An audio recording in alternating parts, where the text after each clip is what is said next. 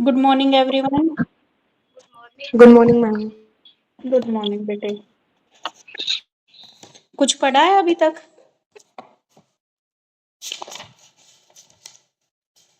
Attachment के बारे में हम पहले जान लेते हैं। Attachment is a strong emotional connection such as the bond between a child and care giver.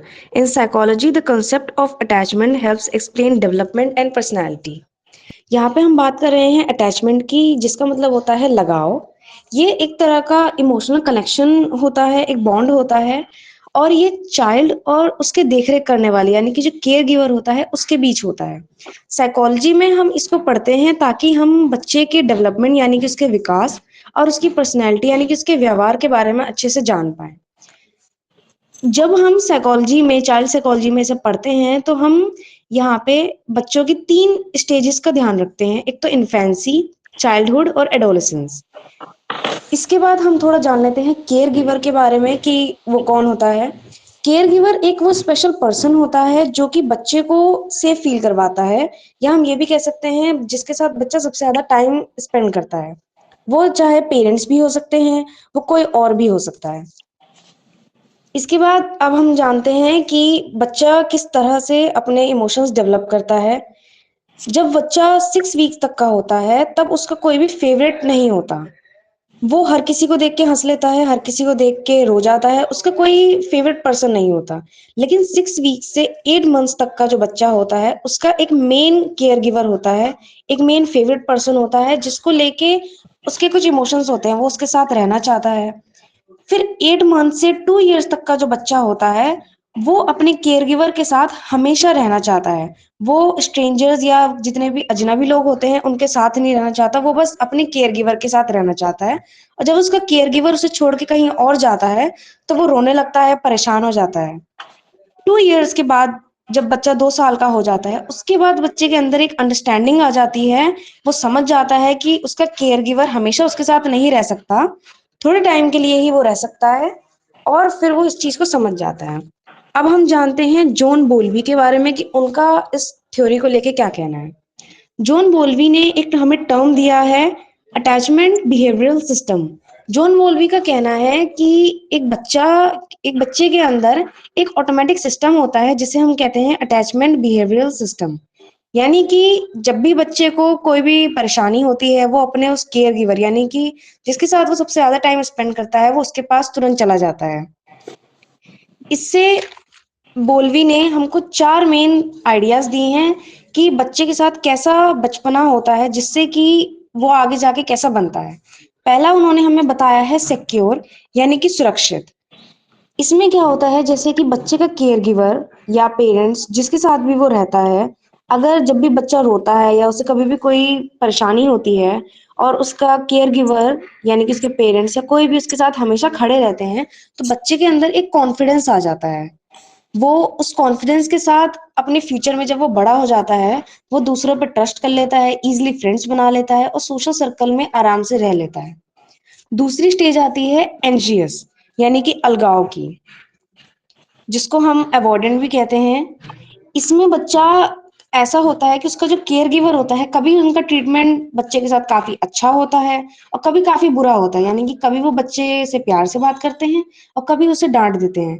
जिसकी वजह से जब बच्चा बड़ा होता है, तो वो नए लोगों से, जब अजनबियों से मिलता है, अपने फ्रेंड्स बनाता है, तो वो इन्हीं साइंस को देखने की कोशिश करता है। वो देखता है कि लोग उसके साथ अच्छा व्यवहार कर रहे हैं या बुरा।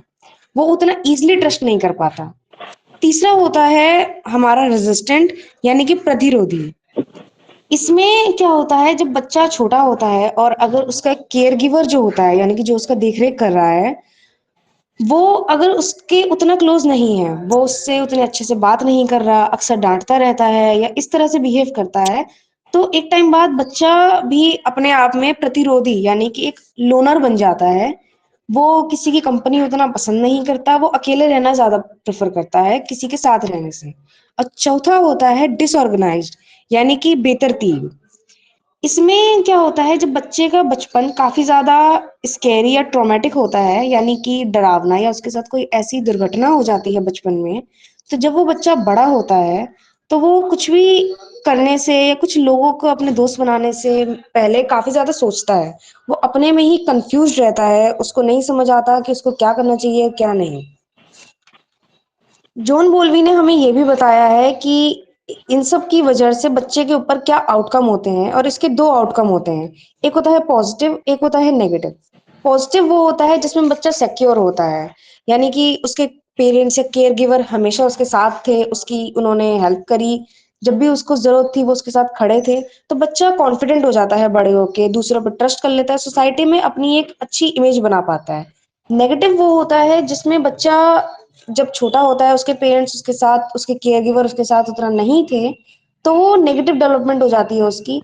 वो अपने में ही इंट्रोवर्ट हो जाता है, वो ज़्यादा लोगों के बारे में नहीं जान पाता और अपने-अपने में ही ज़्यादा रहना प्रेफ़र करता है, जिसकी वजह से वो सोसाइटी में अच्छे से उठ बैठ नहीं पाता।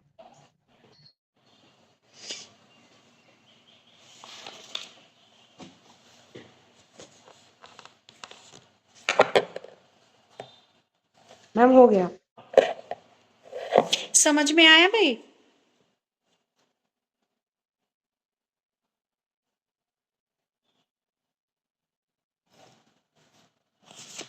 चलिए नेक्स्ट मैंने किसको बोला था? लक्ष्मी है क्लास में?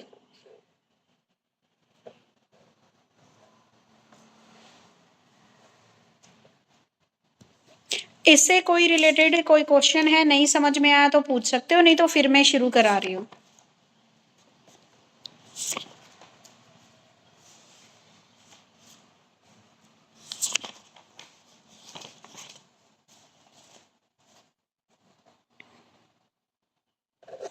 एक बार कैरोल वाला पढ़ो 2 मिनट।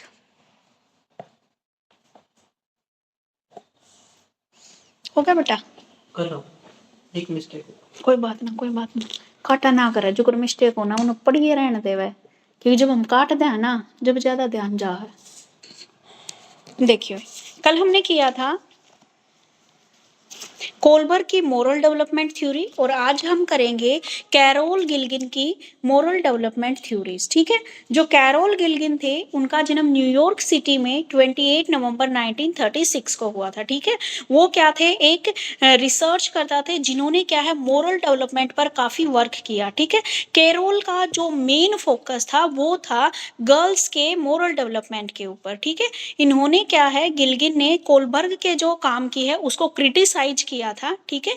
उन्होंने ये आलोचना की थी कि इस स्टडी में सिर्फ जो गोरे व्यक्ति हैं और जो लड़के हैं, सिर्फ उन्हीं पर क्या है उन्होंने रिसर्च की है। तो उन्होंने उसको क्रिटिसाइज करते हुए उन्होंने बोला कि कोलबर्ग के मन में महिलाओं के प्रति क्या है, एक बायस्ड ओपिनियन है, द्वेष की भावना है। ठीक है? उन्होंने जो भी स्टडी की है सारा का सारा मेल मेंबर के ऊपर स्टडी करके उन्हीं को के बारे में बताया है। लेकिन कैरोल ने यहाँ पर मेन जो स्टडी है वो अपनी वुमेन्स के ऊपर की है। ठीक है?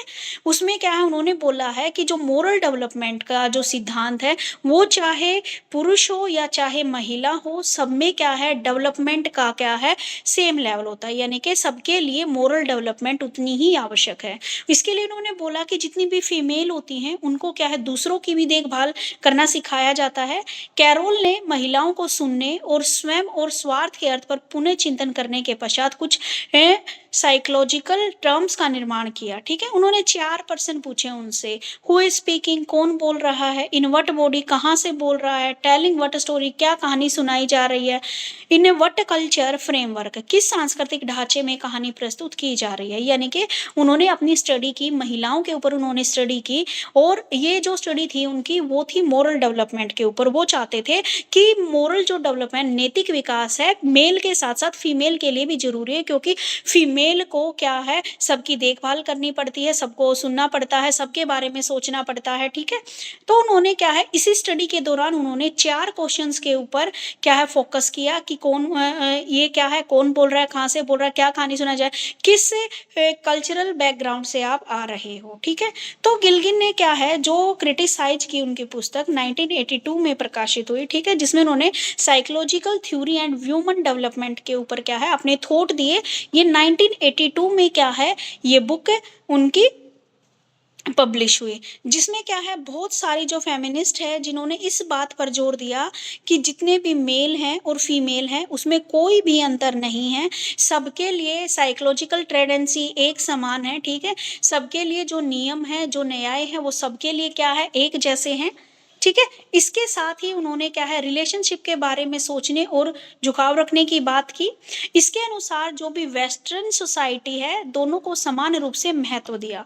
उन्होंने क्या है यहाँ पर 3 अवस्थाएं बताई। सबसे पहली थी सेल्फिश मोरालिटी, सेकंड थी सोशल मोरालिटी और थर्ड थी हमारी प्रिंसिपल मोरालिटी, ठीक है। सबसे पहले उन्होंने बात की आपकी स्वार्थ नैतिकता की, दूसरा सामाजिक नैतिकता की और तीसरी बात की उन्होंने सैद्धांतिक नैतिकता की, ठीक है। वुमेन्स को अपनी और दूसरों के इंटरेस्ट या आवश्यकताओं की अभिव्यक्ति करना आवश्यक सीखना चाहिए, ठीक है, यानी कि दूसरों को की एटीट्यूड है या जो है उसको भी अवश्य सीखना चाहिए ताकि वह बता सके कि अगला क्या सोच रहा है।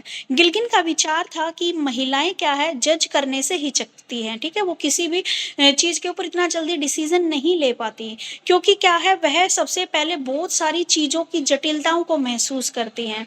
उनका विश्वास था कि साइकोलॉजी ने वुमेन्स को निरंतर और कंटिन्यूअसली क्या है गलत समझा है, उनके जो भी मोटिवेट्स हैं, उनकी जितनी भी मोरल ड्यूटीज़ हैं, मोरल जो डेवलपमेंट है आदि को गलत समझा है, और इसी धारणाओं को करेक्ट करने के लिए गिल्किन ने क्या है अपनी थ्योरीज में कुछ बेसिक पॉइंट्स लिए, जिसमें उन्होंने क्या है जेंडर डिफरेंशिएशन, ठीक है, दूसरी बात ली उन्होंने स्वयं की जो छवियां हैं उसके बारे में, और थर्ड बात ली उन्होंने साइकोलॉजी के एरिया में महिलाओं को भी पुरुष समझना, यानी कि महिलाओं को भी पुरुषों के समान समझना और सभी लोग पुरुष नहीं, ठीक है। ये उन्होंने कुछ चीज़ें ली, 4 जो मेन पॉइंट लिए, जिसके जरिए उन्होंने क्या है जो जेंडर बायसनेस थी उसके बारे में भी बात की, और वुमेन्स की जो मोरल डेवलपमेंट है उसके बारे में भी यहाँ पर उन्होंने बात की, ठीक है।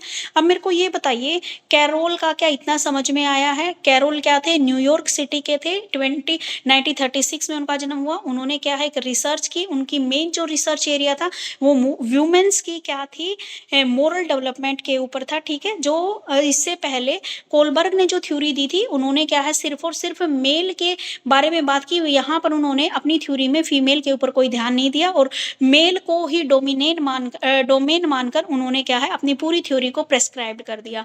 लेकिन इन्होंने सारा का सारा रिसर्च क्या है वुमेन्स के ऊपर किया, और उन्होंने बताया कि दोनों एक समान हैं और दोनों के लिए मोरल डेवलपमेंट उतना ही आवश्यक है जितना कि एक मेल मेंबर के लिए है, क्योंकि एक फीमेल को क्या है घर का भी काम करना होता है, परिवार को भी देखना होता है, नैतिक जिम्मेदारियां भी होती है उसकी, ठीक है। तो उसको देखते हुए उसने कुछ पॉइंट दिए, उसके सम पॉइंट है। सबसे पहले बात आती है जेंडर बायसनेस की, ठीक है। तो गिल्किन के अकॉर्डिंग जितनी भी महिलाएं होती हैं वो क्या है मेल से डिफरेंट तरीके से सोचती हैं और बोलती हैं, ठीक है। उनका ये बिलीव था कि जो भी अगर हम मोरल पर्सपेक्टिव में ये अंतर देखें तो दोनों की क्या है डिफरेंट डिफरेंट छवि है, ठीक है। मेल मेंबर की कुछ अलग छवि है और फीमेल की कुछ अलग छवि है। अगर फीमेल को देखा जाए तो फीमेल क्या है न्याय और प्रेम के स्थान पर उन्होंने अच्छाई और उपयोगिता का यूज किया, ठीक है। गिल्किन ने फीमेल के लिए केयर शब्द का चयन किया है कि मेल के अंदर केयर वाली इतनी भावना नहीं होती जितनी कि एक फीमेल के अंदर होती है, ठीक है।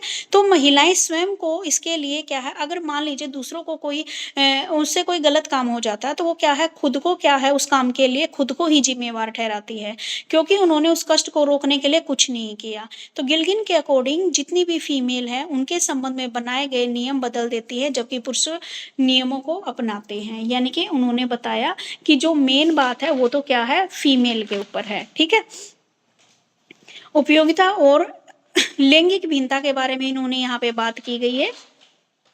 जस्ट अ मिनट,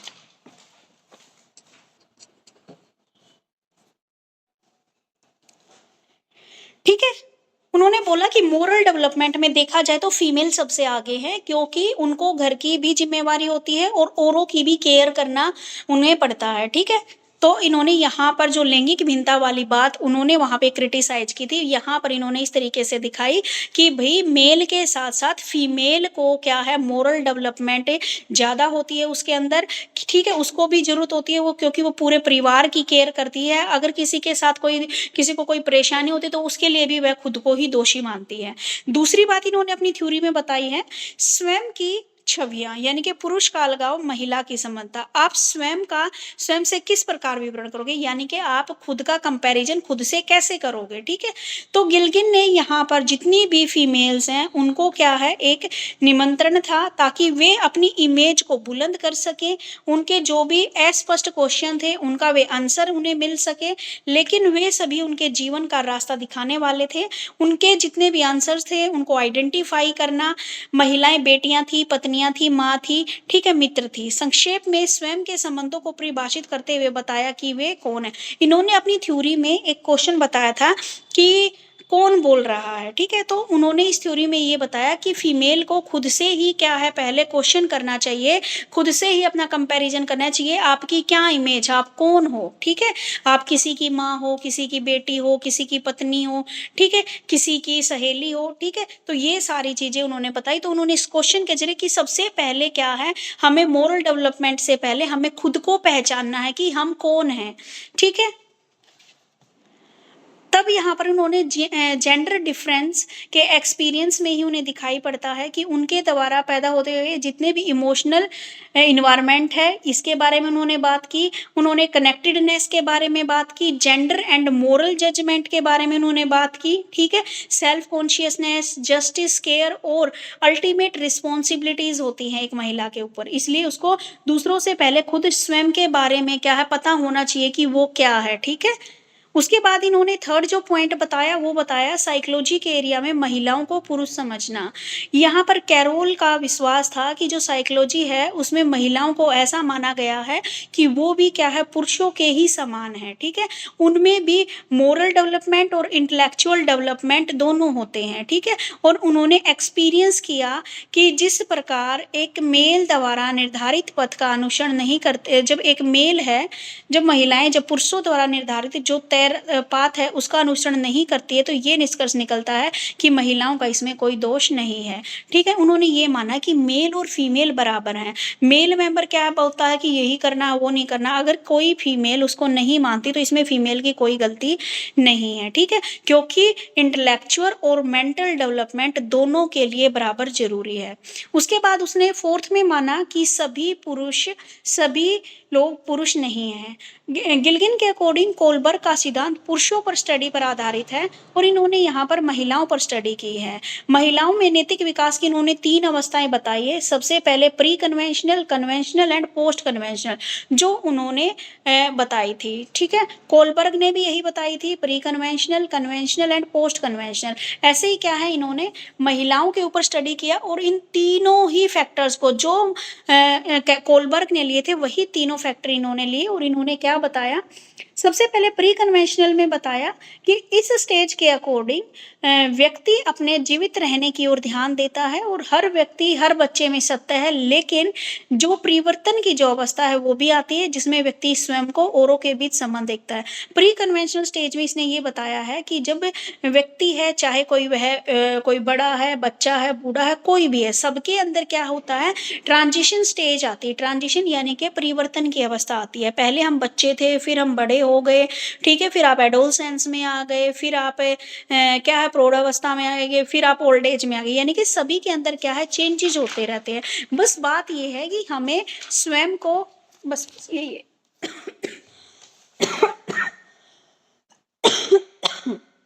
बस हमें क्या है, स्वयं को ये देखना है कि औरों के बीच और स्वयं हमारे बीच में क्या रिलेशन है, ठीक है। तब हमें क्या देखना है, हमारी मोरल डेवलपमेंट होएगी। दूसरा बताया इन्होंने कन्वेंशनल स्टेज। कन्वेंशनल स्टेज में क्या है, इन्होंने रिस्पॉन्सिबिलिटी की भावना आती है, यानी कि जो दूसरे वाली स्टेज होती है इसमें हमारी रिस्पॉन्सिबिलिटी की, दूसरों के प्रति केयरिंग की जो भावना होती है वो जागृत होती है। जैसे क्या है, इसमें एक माँ होती है या पत्नी आ जाती है जो कई बार ऐसी सिचुएशन उसके सामने आ जाती है कि उसको क्या है, व्यक्ति को गलत होते हुए उसको अनदेखा करना पड़ता है। तो ऐसी अवस्था में दूसरों की देखभाल और रिस्पॉन्सिबिलिटी, स्वयं में स्ट्रेस का सामना भी उसको करना पड़ता है। आगे है पोस्ट कन्वेंशनल। इस अवस्था में वह सेल्फ और दूसरों की देखभाल के सिद्धांतों को स्वीकार किया जाता है, लेकिन कुछ व्यक्ति इस स्तर पर कभी नहीं पहुंच पाते। लेकिन गिल्गिन की आलोचना भी हुई। आलोचकों ने यह भी कहा कि गिल्गिन के पास इन तथ्यों को प्रमाणित करने के लिए कोई भी आंकड़े नहीं हैं, ठीक है।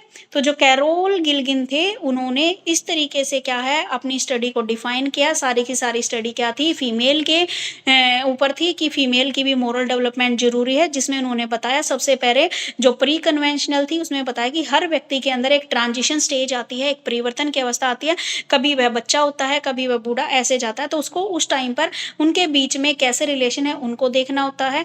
और जब कन्वेंशनल स्टेज आ जाती है तो उसमें महिला क्या है एक रिस्पॉन्सिबिलिटी की स्टेज में आ जाती है। पहले वाली में तो क्या थी, वो रिस्पॉन्सिबिलिटी की स्टेज में नहीं थी। पहले वाली प्री कन्वेंशनल जो स्टेज थी वो किशोरावस्था तक थी, एडोलसेंस तक थी। उसके बाद कन्वेंशनल स्टेज में क्या आ गया, उसके ऊपर रिस्पॉन्सिबिलिटी आ जाती है। अब वहां पर उसका रोल क्या है, एक पत्नी का और एक माँ का हो जाता है। तो उसको क्या है कई बार बहुत सारी चीजों को इसको इग्नोर करना पड़ता है, लेकिन स्ट्रेस में भी आ जाती है। तो इसलिए क्या है उनका भी मेंटली और जो भी मोरल डेवलपमेंट है वो होना जरूरी है। और पोस्ट कन्वेंशनल में भी उसने क्या है स्वयं को और दूसरों की देखभाल वाला ही प्रिंसिपल स्वीकार किया है। लेकिन गिल्गिन ने जो ये थ्योरी दी इसका कोई भी क्या है उनके पास प्रूफ नहीं था, ठीक है। तो इसकी थ्योरी को भी क्या है बहुत ज्यादा क्रिटिसाइज किया गया। और देखा जाए तो हर जगह जो यूज होती है मोरल डेवलपमेंट की थ्योरी वो कोलबर्ग की थ्योरी आती है, ठीक है। तो मेन जो दिया वो किसने दिया, कोलबर्ग ने दिया मेन योगदान, क्योंकि इसकी थ्योरी का कोई भी क्या है उसको इफेक्टिव परिणाम नहीं मिले, ठीक है। आगे बात समझ में। Yes ma'am. किसी को प्रॉब्लम है इस वाली में, कैरोल गिल्गिन वाली थ्योरी में। मेन इंपॉर्टेंट थ्योरी है बेटा वो है कोलबर्ग की, ठीक है। कोलबर्ग की थ्योरी से आपके सीटेट में भी क्वेश्चन आते हैं और आपके पेपर में भी क्वेश्चन आता है, कोलबर्ग की नैतिक विकास का सिद्धांत, ठीक है। कैरोल की तो अगर सच पूछो तो मैंने भी यहाँ पे फर्स्ट टाइम ही पढ़ी है। अब तक अगर हम बीएड में भी पढ़ते हैं तो कोलबर्ग की ही पढ़ते हैं, ठीक है।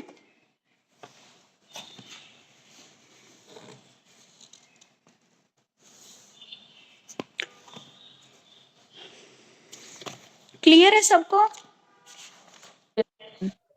उसके बाद था हमारा टॉपिक अटैचमेंट वाला। अटैचमेंट वाला भी प्रियांशी ने कितने अच्छे से समझा था। इसी में एक और थ्योरी है आइंसवर्थ की, ठीक है। आइंसवर्थ की स्टाइल ऑफ अटैचमेंट बाय आइंसवर्थ ने कौन कौन से अटैचमेंट के स्टाइल दिए हैं, ठीक है। लक्ष्मी है क्लास में,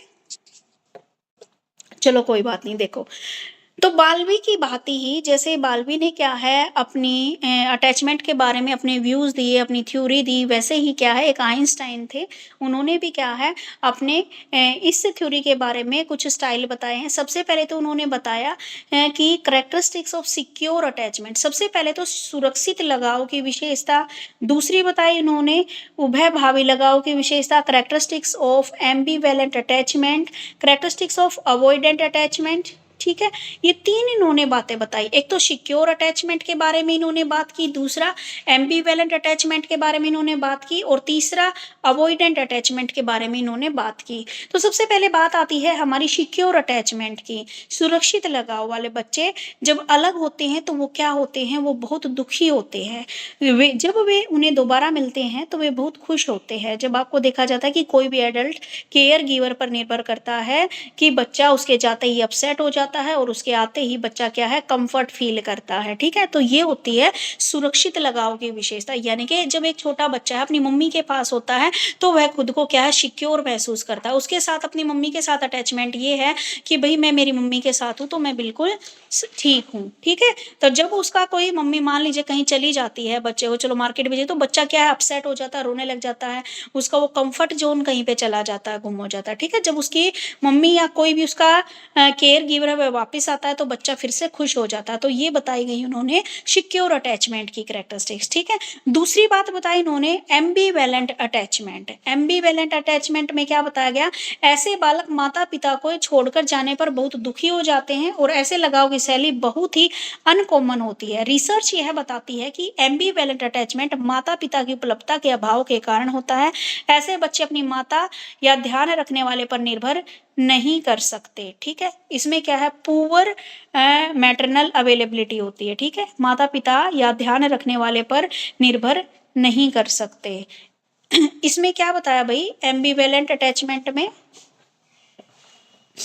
एम्बीवेलेंट अटैचमेंट में ऐसे बच्चे क्या है जो पेरेंट्स को छोड़कर जाने पर क्या हो जाते हैं, बहुत दुखी हो जाते हैं। इसमें क्या होता है, अनकॉमन है ये थ्योरी। इसमें रिसर्च में ये बताया गया कि माता पिता की उपलब्धता के अभाव का कारण होता है। इसमें माता पिता देखो होते तो हैं, लेकिन क्या होता है, वो वे फुल टाइम अवेलेबल नहीं होते। ठीक है, तो ऐसे में बच्चे का ध्यान रखने वाले वे निर्भर नहीं कर सकते। तो ऐसे बच्चे अपने माता पिता या ध्यान रखने वाले पर निर्भर नहीं कर सकते। पुअर मैटरनल अवेलेबिलिटी होती है यहाँ पर। इसमें आप देख सकते हो कि बच्चे को हैबिट हो जाती है। जैसे आज का जो सिनेरियो देखा जाए तो पेरेंट्स में चाहे फादर है चाहे मदर है, दोनों के दोनों क्या है, वर्किंग है। ठीक है, वर्किंग है तो क्या है, तो बच्चे की जो वहाँ पर पेरेंट्स क्या है, अवेलेबल भी कम रहते हैं। तो बच्चे और पेरेंट्स के बीच में क्या है, पुअर मैटरनल अवेलेबिलिटी होती है। ठीक है, तो बच्चा पूरी तरह से माता पिता के ऊपर यहाँ पर निर्भर नहीं कर सकता। ये बात इन्होंने बताई है। आगे है अवॉइडेंट अटैचमेंट। इसमें क्या है, ऐसे बच्चे जो अपने पेरेंट्स से दूर भागते हैं, जो अपने केयर गिवर या अजनबी में से किसी को क्या है, प्रेफरेंस नहीं देते। और रिसर्च में ये बताया गया है कि इस प्रकार की जो स्टाइल है वो क्या है, गलियों के परिणाम हो सकती है या पोषक की अवहेलना रवैया हो सकती है। ठीक है, अवॉइडेंस अटैचमेंट, इस शैली में क्या करते हैं, बच्चे अपने पेरेंट्स से दूर भागते हैं। ठीक है, तो ये 3 स्टाइल इन्होंने बताए हैं। पहले तो क्या होता है, बिल्कुल सिक्योर अटैचमेंट होता है। बच्चा 1 मिनट के लिए भी अपने पेरेंट्स से अलग होता है तो क्या हो जाता है, वह रोता है, उदास होता है। दूसरे में इसमें क्या होता है, एम्बीवेलेंट। एम्बीवेलेंट में थोड़ा वह दुखी है, कभी क्या है, वह क्या है, उस पर इतना ज़्यादा इफेक्ट नहीं पड़ रहा क्योंकि उसको हैबिट हो चुकी है कि मेरे मम्मी पापा सुबह जाएंगे और रात को आएंगे, तो दोपहर में वे फिर वे परेशान नहीं करता। और तीसरा है अवॉइडेंट अटैचमेंट, जिसमें बच्चे को कोई अटैचमेंट ही नहीं है अपने पेरेंट्स के साथ। ठीक है, और वह क्या करता है, किसी को भी कोई प्रेफरेंस नहीं देखता। उसके बाद एक और है मेन एंड सोलोमन, 1986 में एक 4th टाइप की स्टाइल दी है जिसमें उन्हें डिसऑर्गेनाइज्ड इनसिक्योर अटैचमेंट कहा गया है। इस शैली में रिसर्च पर आधारित है कि इन शैलियों में ये सुझाव दिया गया का प्रभाव आगामी जीवन के व्यवहारों पर भी पड़ता है। यानी कि ये जो हमारी स्टाइल है, इनका हमारे बिहेवियर पर भी क्या होता है, इफेक्ट पड़ता है। जो ये हमारी बिहेवियर की अटैचमेंट की जो जो स्टाइल है, इनका हमारे इन फ्यूचर हमारा जो बिहेवियर है इन्हीं के ऊपर बनेगा। ठीक है, कि हम फ्यूचर में किस तरह का हमारा रवैया रहेगा, वो हमारे चाइल्डहुड में या पे जो हमारे अटैचमेंट स्टाइल है उसमें हमारा दिखता है। अगर हमें बचपन से बहुत अच्छा प्यार मिला मम्मी पापा का तो हम भी ऐसे ही बनेंगे। अगर हमें बचपन से ही क्या है, पिटाई हुई है हमारी, तो हम भी, अब हमारे नेचर में भी वही चीज़ आएगी। ठीक है, तो ये थी आपकी अटैचमेंट के स्टाइल। समझ में आ गए? Yes, ma'am.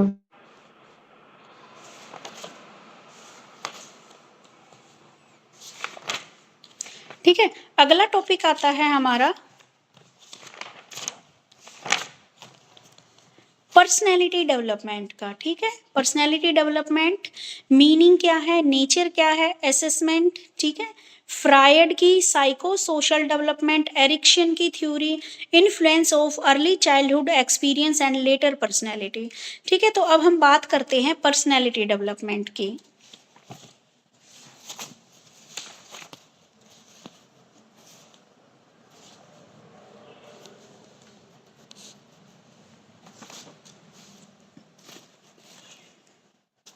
पर्सनैलिटी जो वर्ड है वह लेटिन भाषा के पर्सोना वर्ड से निकल के आया है, जिसका अर्थ होता है नाटक के समय पहने जाने वाला मुखौटा। ठीक है, नाटक में कोई अपने रोल के हिसाब से कोई हीरो का मुखौटा पहनता है, कोई खलनायक का, तो इसका अर्थ है कि वास्तविक व्यक्ति इस मुखौटे के पीछे छिपा होता है, लेकिन इस मुखौटे के आधार पर वह व्यक्ति दर्शकों पर एक छाप छोड़ देता है। यानी कि देखा जाए तो आमतौर पर अगर पर्सनैलिटी को देखा जाए तो व्यक्ति के बाह्य स्वरूप से लिया गया है कि वह व्यक्ति कैसा दिखता है। ठीक है, उसका शरीर कैसा है, ठीक है, किस तरीके से वह चल रहा है। ठीक है, ये सारी चीजें, उसका रंग रूप स्वास्थ्य, उसके मुख की आकृति, उसके इमोशंस कैसे दे रहा है, ठीक है, कैसे उसने कपड़े पहन रखे हैं, ये सारी चीजें क्या है, उसकी एक्सटर्नल पर्सनैलिटी के अंदर आती है। ठीक है, तो पर्सनैलिटी किसी भी व्यक्ति के बिहेवियर के जितने भी गुण होते हैं उन सब का टोटल है। उसके विचार कैसे है, उसका एटीट्यूड कैसा, उसका इंटरेस्ट कैसा है, उसका बिहेवियर कैसा है, उसका जीवन जीने का स्टाइल कैसा है, ये सारी चीजें क्या कहलाती है, एक व्यक्ति की पर्सनैलिटी के अंदर आती है। ठीक है, तो पर्सनैलिटी के अंदर क्या आ गया, पर्सनैलिटी मीन्स एक व्यक्ति के अंदर जो भी उसका एटीट्यूड है, जो भी उसका बिहेवियर है, जो भी इंटरेस्ट है, ठीक है, उसकी जो भी लाइफस्टाइल है, उन सभी का कॉम्बिनेशन ही क्या कहलाता है, आपकी पर्सनैलिटी कहलाता है। ठीक है, पर्सनैलिटी जो वर्ड है लेटिन भाषा के पर्सोना शब्द से लिया गया है। ठीक है, जिसका अर्थ होता है मुखौटा। ठीक है, यानी कि हमारा जो है, हम जो समाज को दिखा रहे हैं, हम इंटरनल कैसे हैं, एक्सटर्नल कैसे हैं, वो किसका पार्ट है, हमारी पर्सनैलिटी का ही पार्ट है। ठीक है, मीनिंग क्लियर हुआ पर्सनैलिटी क्या होती है?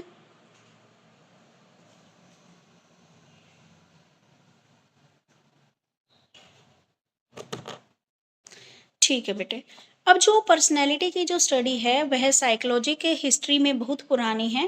इस स्टडी के आधार पर जो डिफरेंट डिफरेंट क्या है हमारे सामने प्रिंसिपल आए, जिसमें आप कुछ प्रिंसिपल पढ़ोगे, थ्रेट थ्योरी पढ़ोगे, साइको एनालिटिकल थ्योरी पढ़ोगे, मानवतावादी सिद्धांत पढ़ोगे, बिहेवियरिस्टिक थ्योरी पढ़ोगे, ठीक है, सोशल लर्निंग थ्योरी पढ़ोगे। ये सारी की सारी क्या है, अलग अलग साइकोलॉजिस्ट ने हमारी पर्सनैलिटी से रिलेटेड कुछ थ्योरीज यहाँ पर दी गई हैं। ठीक है, जिसमें से हम कुछ को पढ़ेंगे, जिसमें हम फ्रायड की साइको सोशल डेवलपमेंट, एक तो फ्रायड की थ्योरी पढ़ेंगे, साइको सोशल डेवलपमेंट इरेक्शन की थ्योरी पढ़ेंगे। ठीक है, थ्रेट थ्योरी दे रखी है, अलग अलग थ्योरीज दे रखी हैं। ठीक है, तो पर्सनैलिटी के बारे में कुछ फिलोसफर हैं, उनकी कुछ विचारधाराएं हैं, जिसमें उन्होंने बताया है कि कुछ विचार उन्होंने बताए कि जो हमारी पर्सनैलिटी होती है वो बिल्कुल ही क्या होती है, स्वतंत्र होती है। ठीक है, स्वतंत्र बनाम निश्चयवाद, ये बात बहस का विषय है कि हमारे व्यवहार का हमारा नियंत्रण है और क्या हमारा बिहेवियर के लिए जिम्मेवार प्रेरक हैं, उसको हम समझते हैं। या देखो, इसमें ये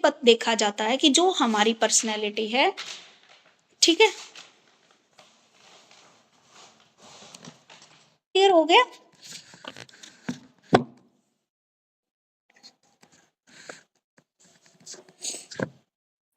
यस मैम। ओके, चलिए आगे देखे हैं पर्सनैलिटी डेवलपमेंट क्या होती है। अब इसमें क्या है, कुछ साइकोलॉजिकल थिंकिंग यानी कि विचारधारा इन्होंने दी। सबसे पहली बात बताई इन्होंने स्वतंत्रता वर्सेस निश्चयवाद, दूसरा बताया हेरिडिटी वर्सेस इन्वायरमेंट, वंशानुक्रम वर्सेस वातावरण, थर्ड बात बताई इन्होंने अद्वितीय बनाम सार्वभौमिकता। ठीक है, किसी में स्पेशलाइजेशन होता है और एक होती है यूनिवर्सल। फिर बताया इन्होंने एक्टिव और अनएक्टिव, ठीक है, सक्रिय वर्सेस अनुक्रिय। एक बताया इन्होंने निराशावादी वर्सेस आशावादी। ठीक है, यानी कि ये इस तरह की पर्सनालिटी इन्होंने बताई है। सबसे पहले बात बताई है इन्होंने जो बिल्कुल क्या होती है, स्वतंत्र होती है और निश्चयवाद। इस बात का विषय है कि हमारा बिहेवियर पर किसका कंट्रोल है, यानी कि जो हमारी पर्सनैलिटी, एक तो हम आजाद सोच के हैं या फिर हम एक बंधी हुई सोच के हैं, ये बताता है इस पर्सनैलिटी में। ठीक है, कि आपके बिहेवियर के ऊपर किस चीज का ज्यादा इफेक्ट है। ठीक है, हमारा बिहेवियर में कौन से प्रेरक सबसे ज्यादा हमें प्रभावित कर रहे हैं। दूसरा है हेरिडिटी एंड इन्वायरमेंट। ठीक है, इसमें माना जाता है कि व्यक्ति की जो पर्सनैलिटी है वो उसकी हेरिडिटी और इन्वायरमेंट के द्वारा क्या है, निर्धारित होती है। इन दोनों के लिए ही संबंध में साक्ष्य मिलते हैं। समकालीन रिसर्च इस बात का सुझाव देते हैं कि व्यक्तित्व के गुणों के विकास में वातावरण और वंशानुक्रम दोनों का ही समान रूप से, यानी कि हमारी पर्सनैलिटी डेवलपमेंट में एक हमारी हेरिडिटी और एक हमारा इन्वायरमेंट, दोनों का ही क्या होता है, कॉम्बिनेशन होता है। थर्ड बात इन्होंने बताई है अद्वितीय बनाम सार्वभौमिकता। व्यक्तित्व के अध्ययन में यह भी एक बहस का प्रश्न है कि क्या प्रत्येक व्यक्ति का व्यक्तित्व अपने आप में अद्वितीय होता है या सभी लोग व्यवहार में एक समान होते हैं। गॉर्डन आलपोर्ट, अब्राहम मास्लो और कार्ल रोजर्स ने व्यक्ति के व्यक्तित्व को अद्वितीय माना है। उसके अनुसार प्रत्येक व्यक्ति की पर्सनैलिटी अपने आप में एक होती है, कोई दूसरा उस संसार में उसके जैसा नहीं होता। ठीक है, इसमें बताया गया है इन्होंने कि अद्वितीय एवं सार्वभौमिकता। इसमें बताया गया कि जो व्यक्ति की पर्सनैलिटी होती है, कभी भी दो व्यक्ति एक जैसी पर्सनैलिटी के नहीं मिलते, कोई ना कोई डिफरेंस उनके अंदर जरूर होता है। ठीक है, उन्होंने माना है कि हर एक व्यक्ति की पर्सनैलिटी क्या है, अलग है। ठीक है, अद्वितीय मानी है। ठीक है, अपने आप में एक है, संसार में उसके जैसा कोई नहीं है। बल्कि जो दूसरे है व्यवहारवादी बिहेवियरिस्टिक है, और जो कॉग्निटिव या साइकोलॉजिस्ट हैं वे क्या है, रेनफोर्स जैसे सार्वभौमिक सिद्धांत पर बल देते हैं। ठीक है, वे रेनफोर्समेंट पर बल देते हैं और बोलते हैं कि अगर हम सभी को एक जैसा मोटिवेट करें तो सभी एक जैसा बिहेवियर करना स्टार्ट कर देंगे। नेक्स्ट पॉइंट बताया है इन्होंने पर्सनैलिटी में कि हमारी पर्सनैलिटी एक्टिव है या अनएक्टिव है, कि स्वयं के हम किसी काम को कितने एक्टिव होकर सुन रहे हैं या फिर क्या है हम जस्ट उसको अपने सिर के ऊपर से टाल रहे हैं। ठीक है, ये बात इन्होंने इसमें बताई है। एक बताई है इन्होंने निराशावादी और आशावादी।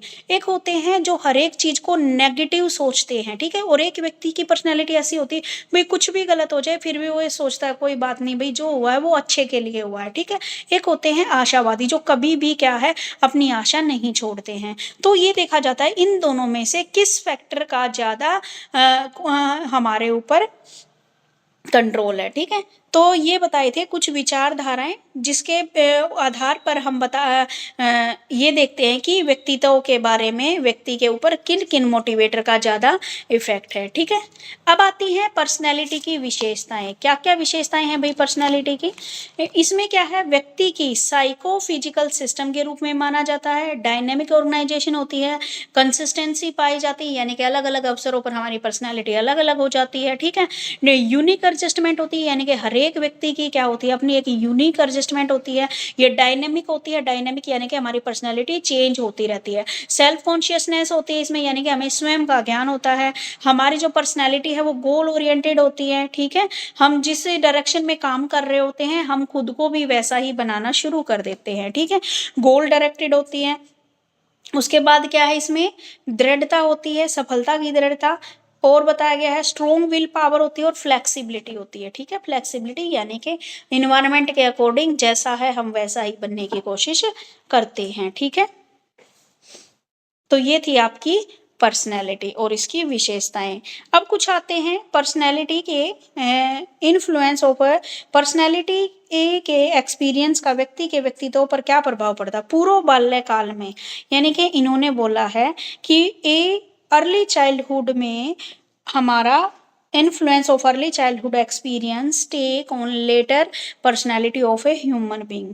यानी कि अर्ली चाइल्डहुड के एक्सपीरियंस का एक व्यक्ति की पर्सनैलिटी पर क्या प्रभाव पड़ता है, यानी कि जो हमने चाइल्डहुड में जैसा हमने सीखा है, जो हमने बिहेवियर जो पर्सनैलिटी सीखी है उसका हमारी जब हम बड़े हो जाते हैं एज ए पूरे एक कंप्लीट मानव बन जाते हैं, यानी कि ह्यूमन बींग जब हमारी एडोलसेंस से ऊपर जब हम एक मैच्योर बन जाते हैं तो उस बिहेवियर पर उस पर्सनैलिटी का बचपन वाली पर्सनैलिटी का हमारे ऊपर क्या इफेक्ट पड़ता है।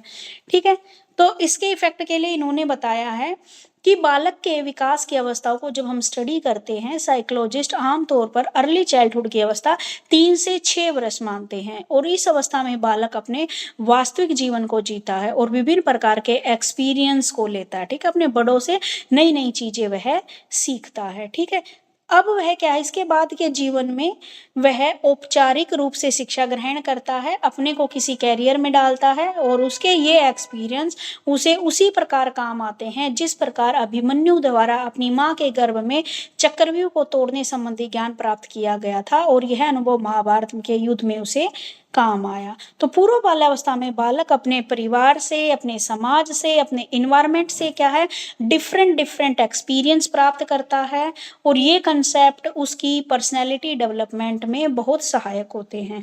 पर अर्ली चाइल्डहुड में प्राप्त बालकों के अधिकांश कंसेप्ट क्या होते हैं, व्यक्तिगत होते हैं, यानी कि उनकी जो सोच होती है वो खुद की होती है। ठीक है, प्रत्यों में व्यक्तिगत भिन्नता का कारण बालकों की विभिन्न मानसिक योग्यताओं में अंतर करना होता है, और बालकों में कुछ कंसेप्ट ऐसे होते हैं जो सभी बच्चों में सामान्य रूप से डेवलप होते हैं। जैसे सबसे पहले बात आती है जीवन प्रत्यय की, यानी कि लाइफ कंसेप्ट की, फिर डेथ कंसेप्ट की, फिर क्या है इनके एक फिगर कंसेप्ट की, टाइम कंसेप्ट की, नंबर कंसेप्ट की, रंगों की सुंदरता के कंसेप्ट की एंड सौंदर्य परतः, ये वाली बातें इसमें आती हैं। यानी कि अर्ली चाइल्डहुड में बच्चा अपने परिवार से, अपने समाज से बहुत सारी चीजें क्या है सीखता है, ठीक है। और उन्हीं चीजों से क्या है, उसी एक्सपीरियंस के आधार पर जब वह बड़ा हो जाता है तो उसकी पर्सनैलिटी भी उससे प्रभावित होती है, ठीक है। तो इसमें सबसे पहले कुछ बातें बताई हैं, कुछ कंसेप्ट ऐसे हैं बालकों की अवस्था में जो क्या होते हैं, जो विकसित होते हैं। सबसे पहले बात आती है जीवन परतः की, ठीक है, लाइफ कंसेप्ट की। इसमें देखा जाता है कि 7-8 वर्ष के आयु के बच्चे में अधिकांश ने कहा कि कुत्ता, पेड़, चंद्रमा जीवित है, और कुछ बच्चों ने कहा कि नदी, घड़ी, मोटर गाड़ी के जीवन संबंधी गुण। यानी कि हमने एक स्टडी की जिसमें हम देखते हैं कि 6-7-8 साल के बच्चे ये मानते हैं कि कुछ चीजें क्या है जीवित हैं, जैसे पेड़, चंद्रमा, ये सारी चीजें क्या है जीवित हैं। तो स्टडी के बाद बहुत थोड़े बच्चों ने कहा कि पेंसिल, साइकिल और पत्थर में भी जीवन है। और इस प्रकार वस्तु या चीज एक जगह से दूसरी जगह गतिशील होती है। किंग का बेचारा 8 से 10 वर्ष के आयु में बच्चे ये जानते हैं कि वस्तु गतिशीलता है तो वह स्वयं के कारण है, और गतिशीलता किसी व्यक्ति शक्ति के कारण। लगभग 11 वर्ष के बच्चे ये समझने लगते हैं कि प्राणी में अतिरिक्त पौधों के, पेड़ों में भी जीवन है। अब देखो भाई, बच्चों का स्टार्टिंग में ये होता है, बिल्कुल छोटे होते हैं तो सभी चीजों को वो क्या मानते हैं कि सारी की सारी लिविंग थिंग्स हैं, ठीक है।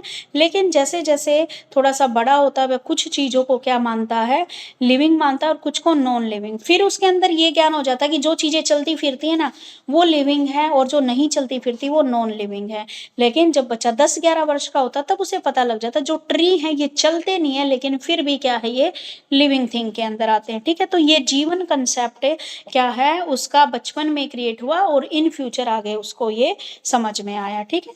और डेथ कंसेप्ट भी क्या है, बालक के अंदर ये कंसेप्ट भी विकसित हो चुका होता है कि ये धर्म पर निर्भर करता है कैसा पड़ोस है आपका। कि अगर मान ले कोई व्यक्ति का जन्म हुआ है तो उस व्यक्ति की मृत्यु के संबंध में भी कंसेप्ट बच्चे के दिमाग में डेवलप होने शुरू हो जाते हैं।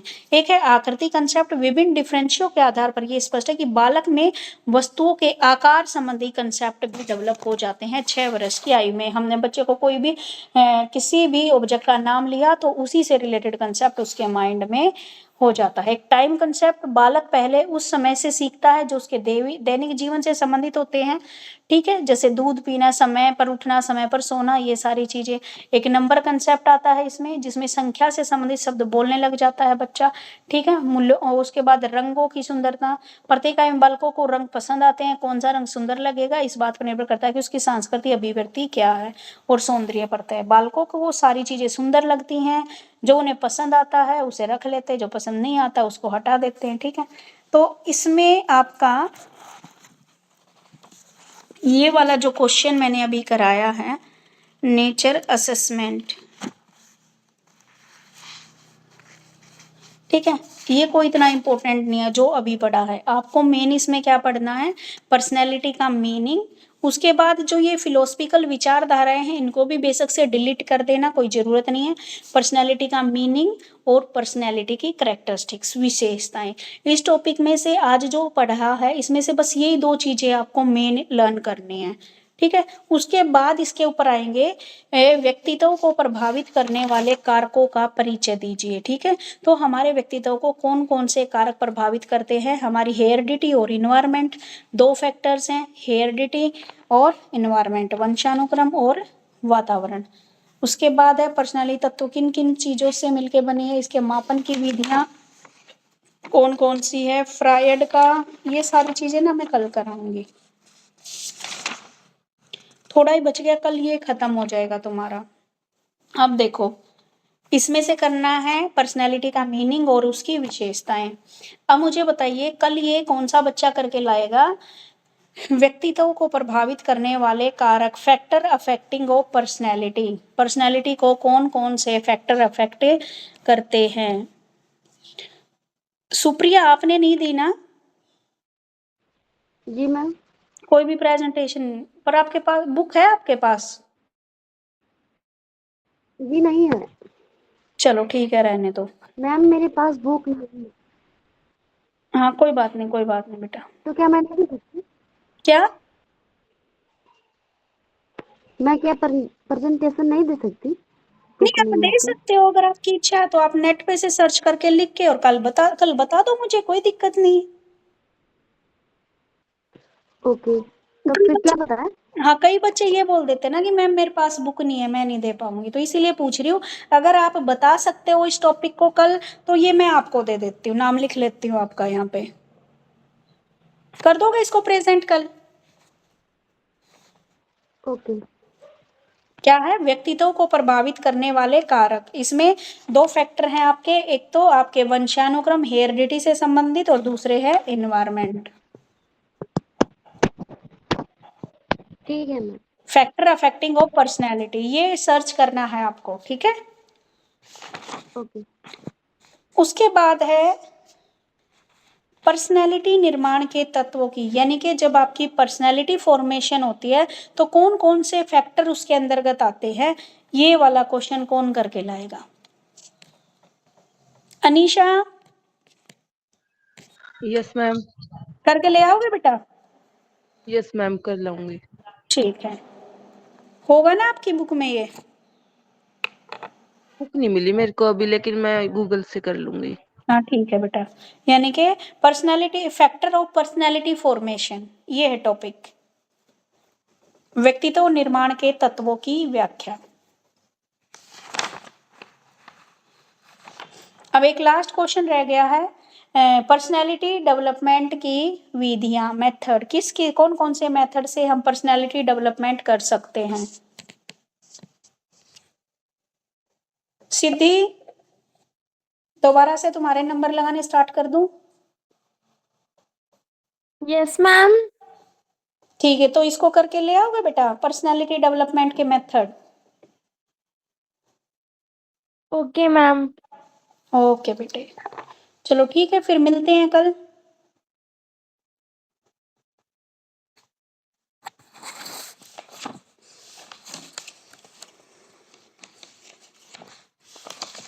कल फिर इसको कंप्लीट कर लेंगे।